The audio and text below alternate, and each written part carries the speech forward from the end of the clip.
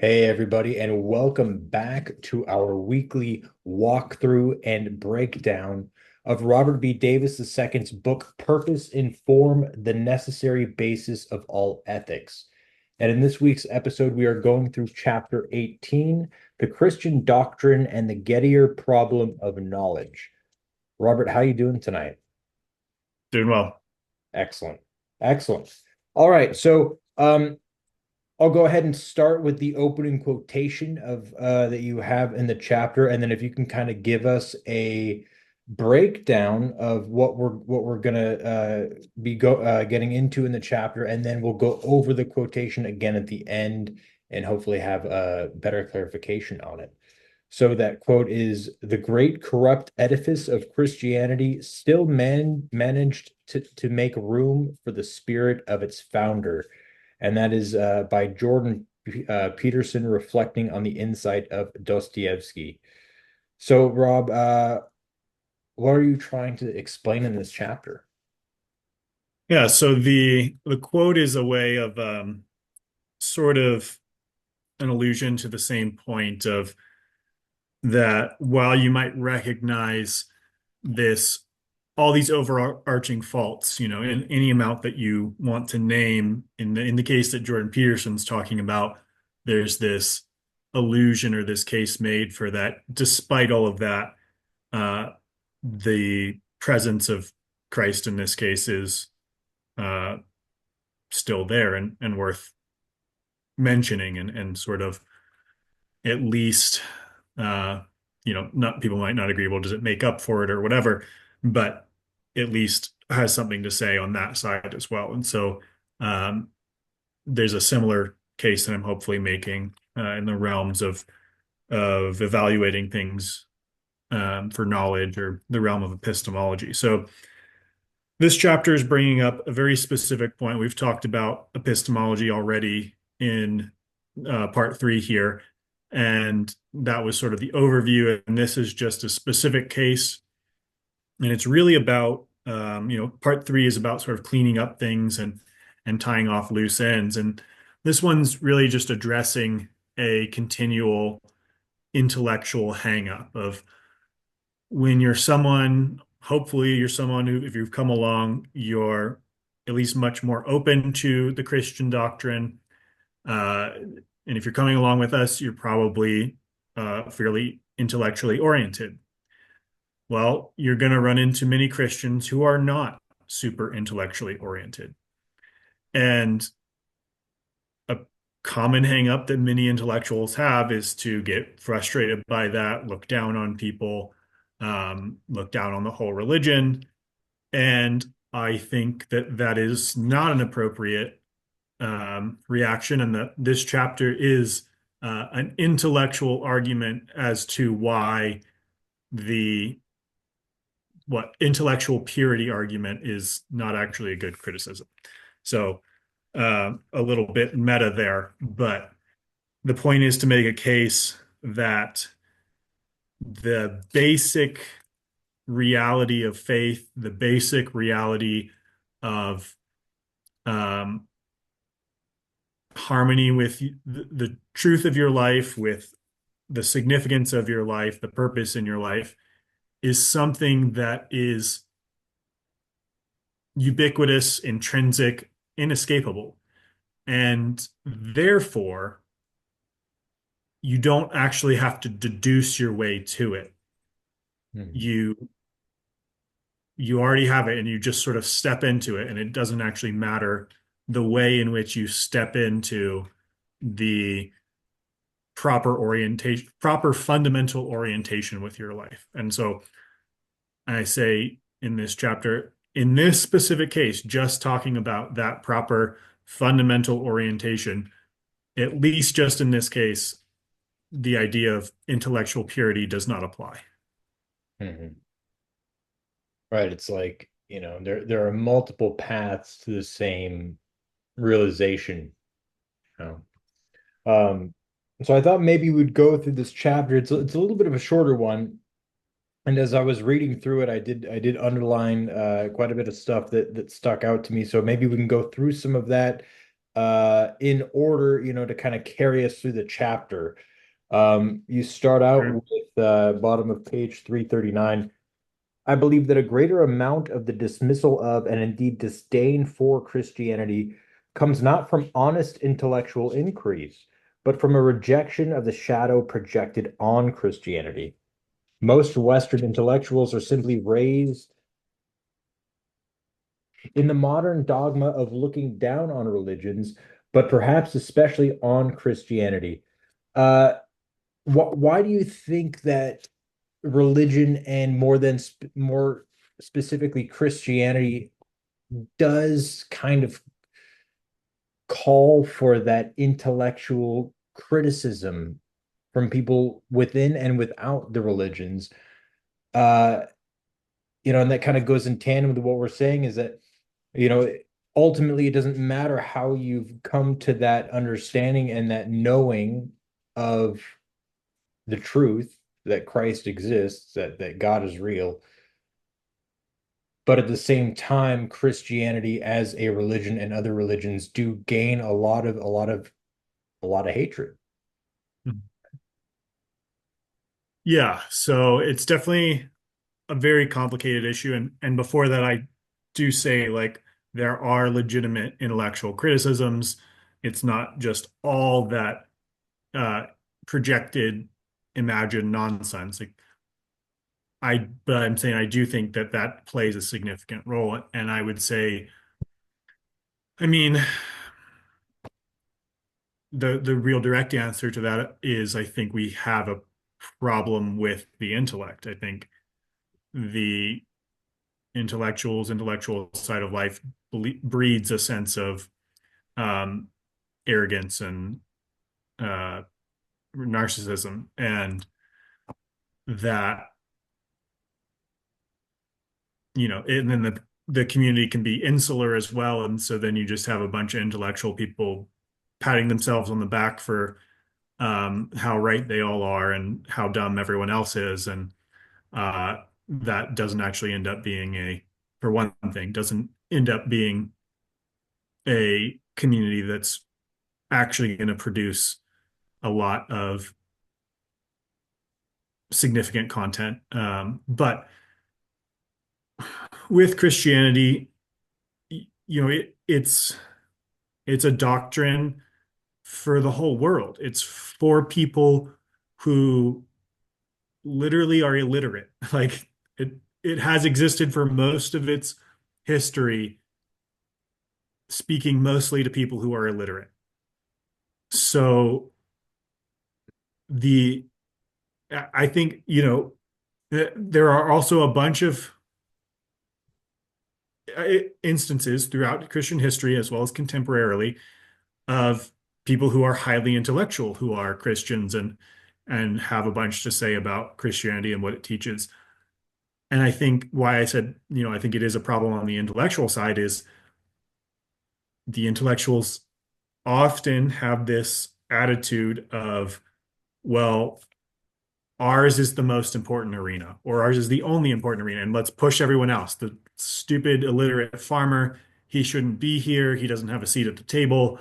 This story's not actually for him, or this story's over his head, or whatever it is. That I think is the core problem of the attitude because that's not how it works. And Christianity is actually set up properly, and it does hold a seat open at the table for the illiterate peasant. And that causes problems when you have intellectuals at the table who want to be constantly recognized as the most important. So, Would we also say that it's like, okay, so you say that but from a rejection of the shadow, of the shadow projected on Christianity. I wonder if that's due to the fact of like that there's underneath, you peel the layers of the onion back, and it's like there's just that knowing. There's that it's there regardless of if you believe in it or not, because that's your connection with God. That's your connection with source. And regardless of if you believe that it's there or not, it's there. Therefore, that truth is there. It's like we all have belly buttons. We were all have the, we're connected to our mothers via the umbilical cord. And you can deny that all you want intellectually. You can develop this alternate reality that you don't have a belly button and live that in your mind, but you have one. Mhm. And so I think that's also that line of where your path to God is somewhat irrelevant, whether you had to apply the intellect in any way or not, because it doesn't matter how the truth was discovered. The fact is that, the idea is that the truth was discovered. And, the intellect being used or not is irrelevant. I think in that journey, but a lot of the times, and too, the intellect, like what you're saying, it hampers that discovery. You stumble, you get in the way. It's like the caterpillar that thinks that it's walking is apt to trip itself up because it's got so many legs. Yeah. You just gotta go. Yeah. So those are sort of the 2 points of this chapter of like the it's not actually that impressive for someone to live a horribly depressed life because they're so smart. Like if you go through your whole life and you have all these intellectual reasons why God is evil and anyone who believes in him is stupid and why you're so much smarter than everybody, but you live by the bottle and you can't hold down a relationship and you die miserably, maybe by suicide, that's not actually that impressive. And so, and you've only, what makes it worse is when you really see that the only reason why you were so depressed is because you believed in the significance of your own consciousness from the get-go, inescapably.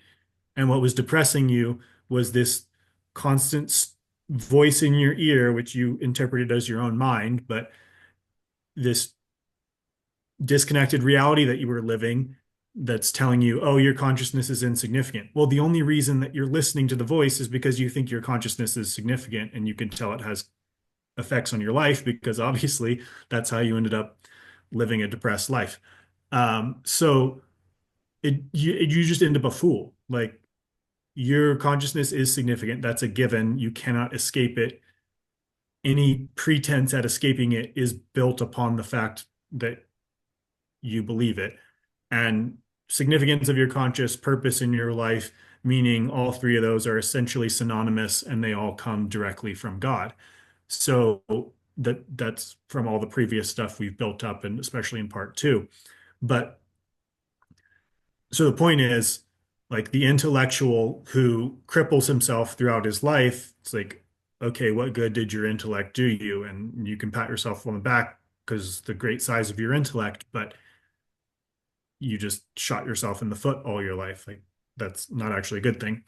So that's the one point that the intellect, uh, if it's not, if it's getting in the way, it's not helpful in this case. And if it's, if it's, if you have a diminutive intellect and it doesn't get in the way, well, it didn't get in the way and you live a successful life and that's fine. Um, and then the other part of it, um, I think I've lost now. You talked about, but the other part of the chapter would be, Oh, well, like we were saying it, getting in your own way via that intellect and trying to, like we were saying, live in an alternate reality that the truth that is the truth is something that you're trying to shun and shy away from, and you're trying to live in this illusion that the intellect has generated for you, that there is nothingness and there's meaninglessness and there's, that's all due to that, to the intellect getting into the way of that. Is that right? yeah, well, I think that was the one part that I talked. You said something else that I thought was a good Oh, summation, but I can't quite connect it. But in the chapter, I think what I was thinking of was um, I talk about Reza Aslan's book, God, A Human History. Um, and I read that book, and at the time of reading it, I was fairly impressed by it. I'm less so now after learning a bunch more stuff. But it's a substantive book, and he makes a detailed argument and backs it up with a bunch of evidence. Um, but I say in the chapter, let's just grant that he's right about absolutely everything. That like the idea of God and the impulse of religion evolved from nothing and just sort of came about, and people started off worshiping like crazy wizard spirits that they made up, and then tribal deities, and that somehow evolved into the idea of a universal creator. But it only did so because there were these Jewish people, or Hebrews at the time, who were super stubborn and didn't want to accept that their God had lost a battle. And so then that caused them to uh, theorize that he actually planned the loss because he was actually in charge of everything. Like that's a very quick, but essentially his argument. So let's say that's all true. Okay. But as we've looked at here, it seems to be the case, I would say it is the case, that life is infinite. God is the infinite source of all things, and God has all these properties that have been ascribed to him through uh, the Bible, especially Christian and Judeo-Christian tradition broadly. Well, okay, so we got to the idea of an infinite God through this ridiculously stupid, fumbling, fallible process, but we still made it to this miraculous idea of an infinite God and creator who's in charge of all things.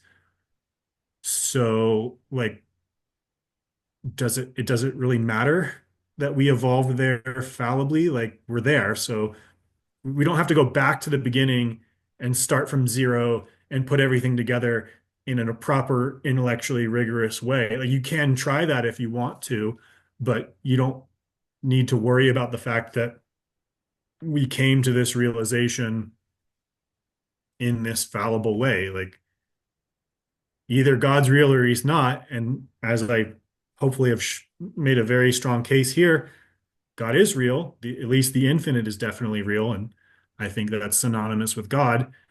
So then, like, here we are in the midst of the infinite, and we've come to believe in the infinite, and people have been talking about it for centuries. And you're just going to look at that and be like, well, they didn't know what they were talking about. They're clearly talking about the infinite, and that's pretty crazy, and it's miraculous. If it all happened as haphazardly as that, that's just a giant miracle. Like, why? We don't need to be cynical about that. We could be like, wow, that's crazy. What a ridiculous path to take, but we're here Right. and we're here. So like, let's just be here. Right. Here we are. Yeah, and I think that that understanding is a little bit more digestible now that we're in somewhat of we're trending more into a decentralized society in that, if you wanted to be pulling in millions of views a week or a month or whatever the trajectory, if you wanted to be a famous newscaster, so that you had to go through the school and jump through the hoops and get these agents, and get your way to that position. And then now it's like, some kid Hmm. farts online a couple of times and gets the same amount, and then converts those views into something else that they're more passionate about, like, okay, maybe newscasting, but already has those views generated. So these things happen so fast. And then the ones that did have to jump through those hoops, which would then be the intellectuals in this case, look at the kid that farted online and got the same amount of views and says, "Oh, well, that's not real." That's not those aren't real views. Those are dumb views because it was a dumb thing that the kid did. My views are legitimate views because I'm an expert in what I'm doing because I've spent so long getting to where I am now. And so you're seeing that across the board in a lot of Yeah. areas. And I think that's exactly it. It doesn't matter how you came about the truth, and a lot of times, like let's say kids, for instance, kids have that whimsy about them. They have that connection right? That seems to fade as one becomes an adult. Well, the kids aren't using their intellect to have that level of, uh, I guess, metaphysical feelers out or whatever, some sort of a connection that we lose or degrade over time. That's not their intellect that's doing that, that deeper connection with source. So, yeah, that was just Yeah, I think that's a good analogy for a couple of reasons. Like it is it is the case because it brings in the intellectual um conceit and the frustration that intellectuals have, which they just need to realize is on them, of like, oh, we're better than these people. You can't tell, but we definitely are. It's kind of like, well, NPR is so much better than Joe Rogan. yeah. I mean, you can have a debate about that, but not numbers wise, at least. But there's so there's a case to be made to say, well, the kid who farts and gets a bunch of, or let's say the girl who says something uh untoward when she's pretty hammered and gets a bunch of views and the whole podcast based on it. She's probably not the best set up for a long-term successful career in media broadcasting just based on the fact that she said something lewd while she was drunk. Like, that's a fair point. Right, you don't want Uh, to talk to it, right? As much. yeah. So, um, so anyhow, like, there's something to be said for proper preparation and depending on the arena that you're operating in. But it's also the case that someone can get in through another, like, well, let's say Joe Rogan, he didn't go to I don't think he went to college, as far as I know.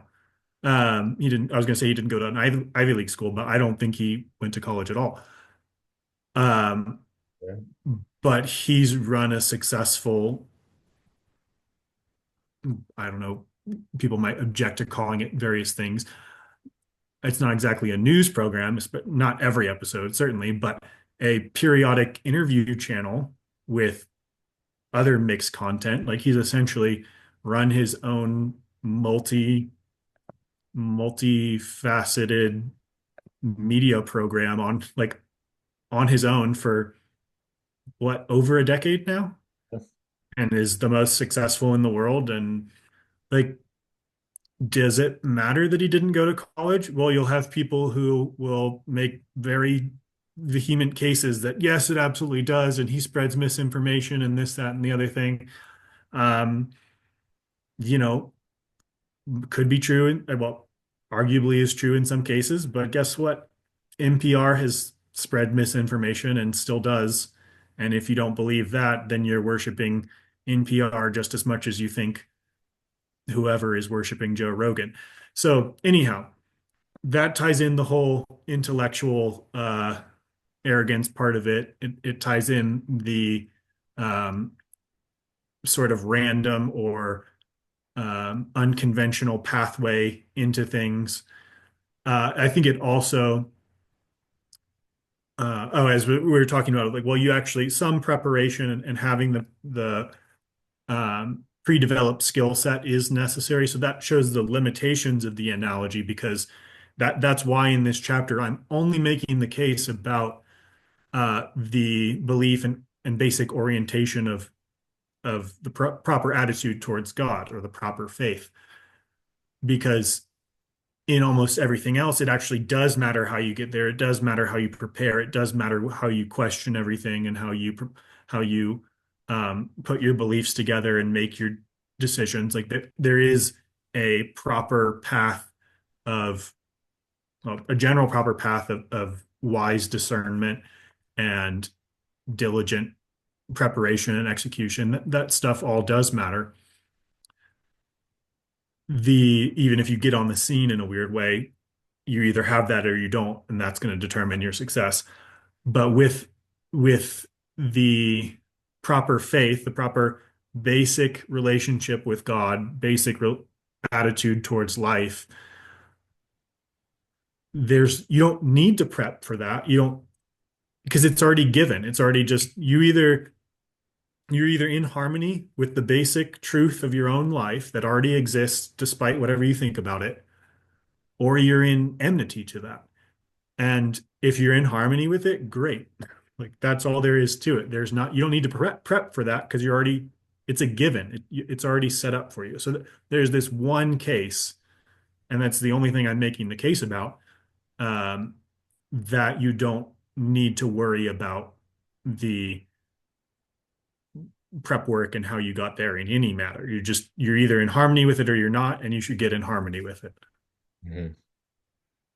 And so that's kind of what the whole Gettier problem of knowledge is referring to. And you specifically describe a story of people identifying sheep. Could Mhm. you kind of let us Yeah. know what that was? Yeah. Yeah. So the Gettier problem is in a way, it's like another analogy for this, or it's a way to highlight this problem because the Gettier problem shows what we've been talking about in the problem of knowledge. So the story is you're passing by a property. You can make plenty of variations on it, but I think this was the one in the original paper. You're passing by a property. It's a farm property. You look over there, it's a little bit in the distance, and you go, oh, there's some sheep over there. When you looked over, you saw things that looked like sheep. You think there's sheep on the property. That's totally normal. Turns out there are sheep on the property. So you were right, right? You knew there were sheep there. But what if what actually happened, let's jump into a third person view. And what actually happened was a really weird coincidence where you saw a farm property, you saw things that looked like sheep, but no one looks over and goes, oh, those things look like sheep, but they might not be. They just, oh, there's sheep over there. But in this case, they were Bedfordshire Terriers, which are dogs that look like sheep. So what you saw was not sheep, and you thought there's sheep over there. So you were wrong. But there are actually sheep on that property. So it's true what you thought. You thought there are sheep over there on that property. That's true. But you thought it for a wrong reason. So this is a curious instance of being correct by luck. And what it does is it it shows how tricky the problem of knowledge is and just describing exactly how we know that we know. Because a lot of cases you might end up in this case where you think you've got something right, you think you've worked it out, and you might even be correct, but you got there through a wrong assumption or there's something missing in what you were doing. And this is an interesting problem. It's very relevant to all of intellectual endeavors. It's very important. But my argument in this chapter is the one place where it doesn't apply, even in the intellectual realm or to an intellectual, is the existence uh, and nature of your relationship with God. Because how you get there is not actually relevant. And so, again, that's what the chapter is building a case for, where all other knowledge, yes, it's important how you're coming to that, and that you have to be aware of these potential gaps and how you're sorting them out and checking on them and being skeptical and all that sort of stuff. But I'm arguing this is the one place where the Gettier problem does not apply. So similar as in the prior example, uh, were those that would oppose somebody, let's say you had an intellectual that was refuting somebody's, I guess, right to an achievement or something, right? Like they had to jump through hoops to get something somebody else didn't. It's typically, or in the case of media or whatever example, it's always typically the ones that had to go the hard way that are going to be the harshest critics, are going to be the ones that go.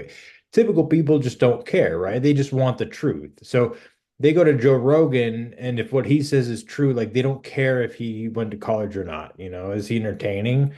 Does he provide them any benefit? Then they keep listening to it. They don't, it's the ones that had to go through all the crap that are the ones that are going against him, right? It's the CNN, it's the MSNBC, it's I guess the centralized media that's going against this act of decentralization. So it would be the same way in, I guess, the problem of knowledge, right? So it's and this refers back to the initial discussion of, the problem here is having the intellect get in the way, right? So it's typically the intellectual, the expert, or the one that had to earn their right to get something. They feel like that's the only way, that's the way, is this specific ladder. They're the ones that will look, I guess, down on the other people that achieved it or came to that realization in their own way. And so that's I think the issue with knowledge, right? Is do we look more so at the expert simply because they're the expert, and whatever they say we take for truth, and therefore that's actual knowledge? Or do we have a different metric or understanding for knowledge, to where we can look at somebody that is maybe scrubbing a toilet and may say something that's absolutely profound. And you say, oh man, that's true. And not let the fact that, like, okay, he may have said something that's profoundly true, but he said it while he's scrubbing a toilet. So am I going to let that fact get in the way from realizing that what he said was profoundly true?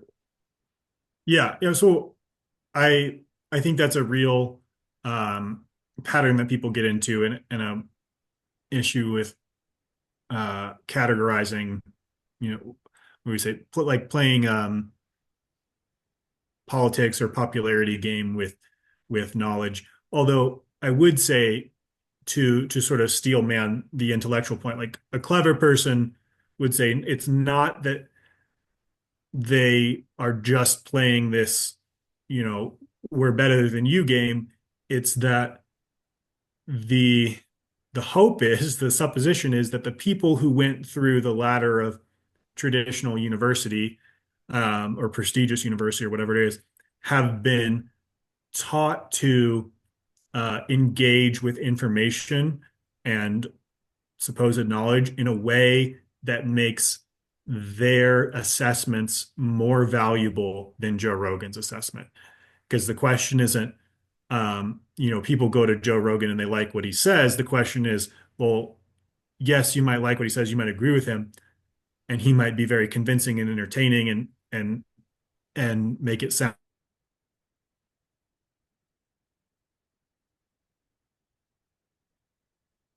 Hello? that those, um, what would you say, well-bred intellectuals are the ones that have um, the ingrained training and practice and continual habits and diligence of practice in the realm of the intellect that would allow them to escape the kinds of traps that Rogan would fall into because he hasn't been trained to think in the same way. So in that case, it would, their point would be the Gettier problem is a problem, and we are the ones who help to solve it by going through this particular methodology more than other people. So that would be the strong case against it. The issue with that is when you have the group of people who think that they're those intellectual whatevers convincing themselves and their followers that Joe Rogan took horse medicine, um, and everyone who follows him is an idiot. And then actually, he took medicine prescribed by a human doctor for humans, and the horse medicine thing was made up by the intellectual class with all their rigor. So it turns out that the intellectual class is not, um, what would we say, is not remarkably more trustworthy than the non-intellectual class on these matters, and their training that supposedly allows them to escape the pitfalls doesn't actually work that well or make them that much more or that much less prone to uh, such things. So they have a point there if it was well borne out, but the problem that we're facing now is that this whole idea of intellectual expertise based on um, whatever predetermined metrics is seems to be very shaky. There may be some difficulty in really attributing a metric to understanding knowledge, right? Because I mean, there's knowledge and there's truth. So having knowledge in something doesn't necessarily mean that you know truth. There could be knowledge in a falsehood. There could be propaganda. Um, and I think a lot of it has to do with mind share. How many people believe in something, and then therefore that belief, even though it may be false, at the time seems to be true. It's like there's a consensus that oh, 9 out of 10 doctors recommend Marlboro cigarettes for your health. It's like, and then now we look back and it's like, not so much. So there may be knowledge that 9 in 10 doctors prescribe Marlboro cigarettes for your health, and therefore you smoke. But then you incur significant health detriments long term down the line because you had knowledge in something that wasn't true. Uh, and so, if maybe there were different metrics of understanding, or getting to an understanding of knowledge that is more truth oriented, uh, therefore there isn't such a mass belief in a falsehood down the line. I just kind of want to bring that up because I think that people may disregard certain truths, certain beliefs, because it doesn't align with a preconception of knowledge, and that word of knowledge and what that is, like just taking it for granted. Because I mean, what really is it? I mean, it seems, I mean, that in and of itself can be quite fluid. Right. Right. Well, that's essentially a big part of what the Gettier problem is getting at is that we have this idea that, or we had this idea in terms of epistemologists that knowledge could be codified. And you could say, okay, knowledge exists when you have justified true belief. And then Gettier came along and showed that even that didn't qualify as knowledge. And since then, no one has been able to make a good case on what, when you look at it, qualifies as knowledge. And so there's this issue of we really want to be able to, well, we want to be able to know that we know. We want to be able to know that we have the truth, that we're right, that it's final, the last nail's in, totally confirmed. We know it. We're set on the truth. We're on the side of the truth. That's all there is to it. Um, that is our want. That is our predisposition. But the Gettier problem is what came along and was like, yeah, at least now we don't have that, and we don't know how we would get it.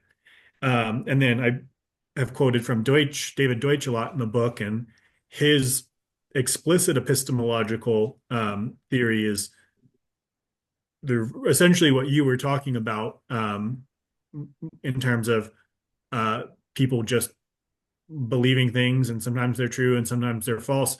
We look at that and go, oh man, isn't that so bad? Wouldn't it be nice if we had knowledge, like we could know that we knew knowledge? But he said, no, like the basic theory of science itself is we don't know. We just we have these ideas, and a lot of us think that something is right for a while, but it might turn out not to be. And that the you might say that the real knowledge is knowing that we don't have knowledge, because that is the meta knowledge that um, creates the appropriate response of saying, well, I don't actually know that this is true, so I'm going to keep open and see if someone figures out that it's not true. And so that keeps the culture of criticism going, and trying to filter out and find better answers, better explanations. And his argument is that's the fundamental reality of science. And so for a really scientific culture, we don't actually trust the science. It turns out we always question the science. Right. It's like, I think, wasn't it Socrates? Wasn't it Socrates that said, Yes. I only know the fact of my own ignorance. Yeah, I know. I only know that I don't know. Yeah. I only know that I don't know. Something that. That's the base level. Yeah, you could have this. It's like, okay, so you're with your buddies, you're out in the woods hunting, and you see this bush, and it's got some pretty cool looking berries on it. So you look to your buddy Frank, you say, hey Frank, I know you said you were hungry. You want to try some of those berries and see what they're like. And so Frank says, yeah. He goes over and he eats a berry, and then he starts bleeding out of his eyeballs and dies. And so before Frank went to eat the berry, you didn't know if they were safe to eat or not. And so Frank eating the berry supplied us with the knowledge that these berries were poisonous. And we achieved that knowledge through human fallibility, Yeah. understanding. I mean, somebody had to die in order to understand. There had to be a failure, or I guess not a failure, but there was a consequence for attaining this knowledge. And this is good knowledge because it's true knowledge. And because Frank died. So if somebody wants to challenge that and try the berry to see if it's true or not, I mean, they can, but it doesn't take away from the fact that Frank died from eating that berry. Therefore, it is true knowledge that these berries are poisonous.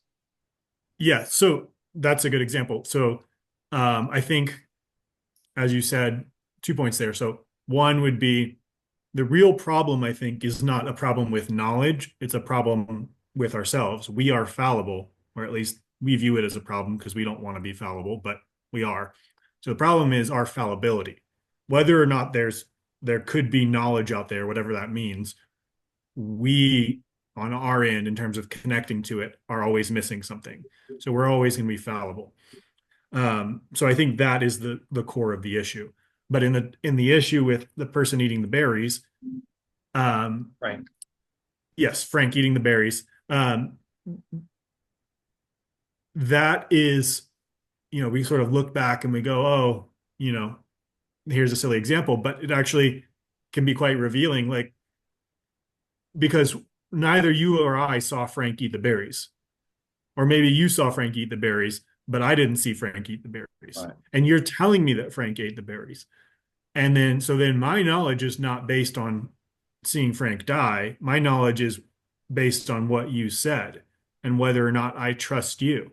Right. And then Right. someone else's knowledge is based on not on either that, but on hearing the rumor spread through the internet that Frank died after eating the berries. Yeah. And so they're not just getting knowledge passed on to them. They're getting a rumor based on, however many levels of filtration. And what if you are whatever, the astroturfed implant of a corporation that doesn't want those berries to be put into production because they'll destroy whatever other whatever it is. Like Right. in the society nowadays, we're not dealing with that level of I saw this happen, therefore I believe this will happen again in the future. We're dealing with, well, the TV and billboards told me that the vaccine is safe and effective. And then someone else says, well, who Joe Rogan's buddy told me that the billboards are mind control devices and that you're you can't trust that the vaccines are safe and effective. And so we are fighting over knowledge that is not just I go out and observe a phenomenon and report on it. We're also wondering on we have this whole apparatus of reporting on what's supposed to be knowledge, and we have to decide, well, which reports are actual reports of knowledge and which reports are not for whatever laundry list of reasons of just being mistaken, um, fooled or duped, being astroturfed, being a psyop kind of thing. All these different layers, just someone being an idiot and thinking they know better than the scientists, or the scientists being conceited and thinking that they know better than um, the common folk or whatever it is. So, regardless on your position on one way or the other on any of those issues, we are in this landscape where we are attempting to figure out knowledge not just based on simple cause and effect, but on hearsay and multiple levels of like a theory of mind game of like what's their motivation, what's their who's funding them, what could be the reason for wanting this or that, or what's the proper orientation? Should we just be skeptical of any and all vaccines from the get-go, or should we have a general trust for um, our medical professionals or whatever it is? Um, so there are so many layers now in most things that are in between ourselves and the cause and effect in question, and many of the things that are being like you'd say, oh, that's just a cause. It's not Frank eating berries. It's like this micro molecule interacts with this other micro molecule. That's probably a stupid statement. All molecules are micro, whatever.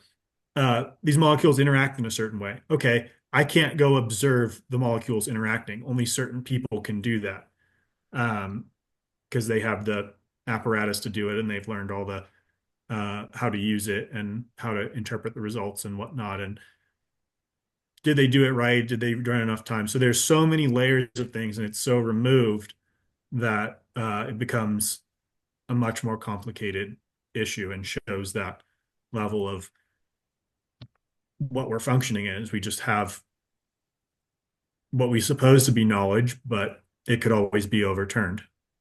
Right. It's like doubting Tom. It's like okay, it's like I bring up the example of doubting Thomas. Okay, and I'm it supplements well with the discussion that we had in the prior chapter regarding skepticism. Like you need to have a healthy dose of skepticism, and you need to be able to question things and rigorous questioning. But again, like you said, you're not going in on a molecular level and seeing them interact to cause Frank dying from eating the berries, either you visually see him or you hear me describe it to you. And then we're getting into that game of telephone, right? Where it's like, okay, in order for that knowledge then to spread to you and then to others, there has to be uh that level of, I guess, trust or respect or that reputation to where you can take my word as being truthful, as saying, okay, I saw Frank die from the berries. That then that spreads. But again, to your point as well, there's always the potential of me saying, oh, I actually found some incredibly scrumptious berries. And in order to ensure that you don't take any of my scrumptious berries, I'm going to fabricate a story Yeah. of Frank dying. Okay. And then we're just going to ship Frank off so that you never see him again, but at least it's then believable. It's like Epstein didn't kill himself, you know? It's the same thing where you can put one thing up there but then change the entire story around and make it something else entirely. uh but again, it all falls down into then knowledge being truthful or falsified. Right. What's the intention Well, behind that? What level of skepticism are you willing to go into okay, and then to finish that point, then here's mhm. the thing. Then in order to, I guess, sift out the knowledge to ensure if it's truthful or false, fabricated, you have to engage your intellect in order to be skeptical, right? Is that right? Yeah. But then when you do that, the more you engage your intellect, more likely you're going to get in your own way a lot of the time, right? Because then we're getting to the problem of, okay, well, here this guy found the truth and found his way to God by a completely 180-degree way than what I would, and I would do this and this and this intellectual way. And so therefore I'm shunning him or looking down on him because he doesn't have the intellect to have that knowledge or level of God. So you can kind of see where the intellect is necessary in many situations, and then in other ways it can absolutely hinder you. Yeah. Yeah. Well, so let's go back to the Berry incident, and just show like the the framework of an actual scientist is actually um, kind of a crazy level of skepticism. Like we say it somewhat flippantly and jokingly, like, "Oh, we saw him eat the berries and he died." But that is the kind of level of like basic knowledge that would be the same as someone coming up with a superstitious belief. Like, I skipped a stone and then I came home and my found out my wife was pregnant. And so if I go skip stones, then that's a helpful uh, fertility ritual or whatever. So um, the scientists would say, well, we actually don't know that the berries killed Frank. Even if we assume that Frank was there, he ate the berries and he died. Uh, he could have randomly had an aneurysm at the same time. Right. I mean, we have to do an autopsy to determine the actual cause of death. Right. He could be allergic to those specific berries, but it could be a rare allergy that other people don't have. So the berries aren't actually poisonous. They just happen to be poisonous to him. Right. Um, he could have been assassinated by a blow dart that we didn't like, whatever it is. Yeah, you're Like, right. Yeah, yeah. yeah. He could have been on Epstein's client list. And so he was taken out at the moment of the berry eating because he was going to reveal some stuff. Who's about to spill Um, the berries? yeah. Yeah. Yeah. So anyhow, uh, part of science is doubting the obvious explanation and trying to get, okay, well, we could be wrong about what we think we saw and get down under there. And so that's all true, and that is all necessary and good because there's many things we've discovered throughout history where it's like, oh, we thought this was what was going on, but that's not what was going on. It was some other thing. Um, so anyhow, um, well, I'll give an example. Like the one of the ones I list in the book that's crazy is like gravity is not actually a force that exists. There's not a thing that's called gravity and like pushes people down. It's just the space in between things tends to disappear. Like that's some I'm sure a higher level scientist could criticize that, but the basic point is intact. Like the highest levels of accounting for the phenomenon we call gravity is actually very different than our normal intuition of the force. So anyhow,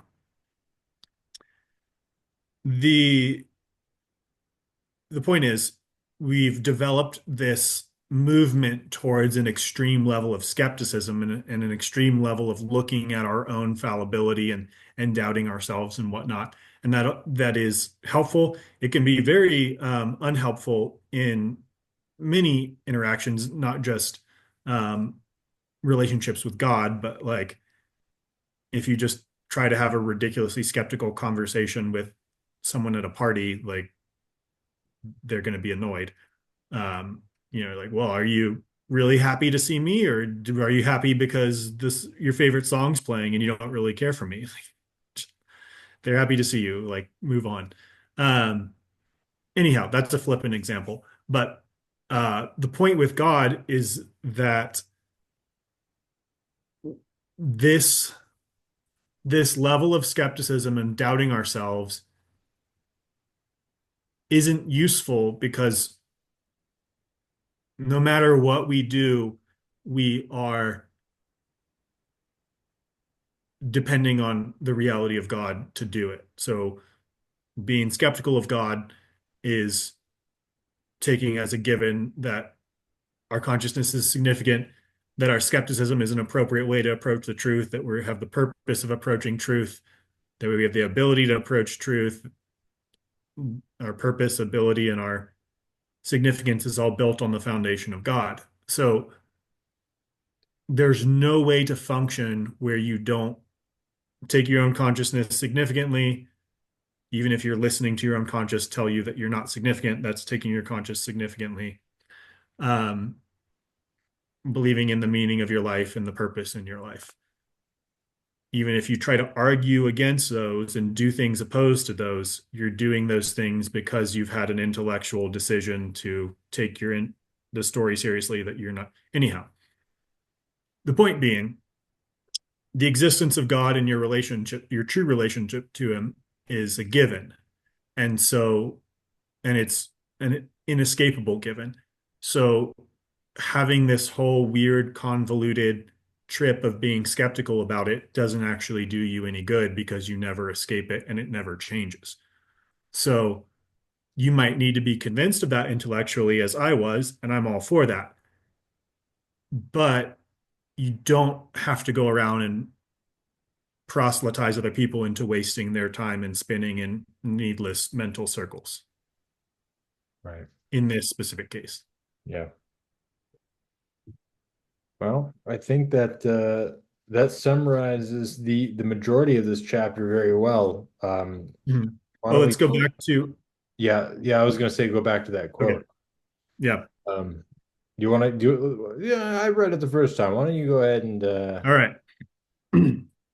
So this is from Jordan Peterson reflecting on the insight of Dostoevsky. The great corrupt edifice of Christianity still managed to make room for the spirit of its founder. So he's talking about this situation that Dostoevsky puts forward during the Inquisition when there's sort of this horrible draconian regime and they're doing bad things and they kind of know they're doing bad things, at least in the story. And Christ himself shows up and they dismiss Christ. And he's just focused on a particular symbolic piece of that story. But the point is, despite all the Inquisition, despite all the bad stuff, Christ was there and they had this ambivalent interaction with him. Um, and in the story, like he kisses them, offering some forgiveness, and they leave the door open for him. So it's like he's, despite the horribleness of how the church is functioning, Christ still works within the church. That's sort of the message. And Jordan Peterson saying, like, yes, there's all this corruption, but Christ is still there within it. And so I think analogously, like, yes, there's an intellectual quagmire and there's a bunch of whatever, uh, silly and stupid readings of Christianity. There's a bunch of abuses of the intellectual side of Christianity, along with the non-intellectual side, but whatever. There's all these misuses, there's all these things that would cause you to question and to doubt. That's all true. But there's still the reality of God that underlies it all.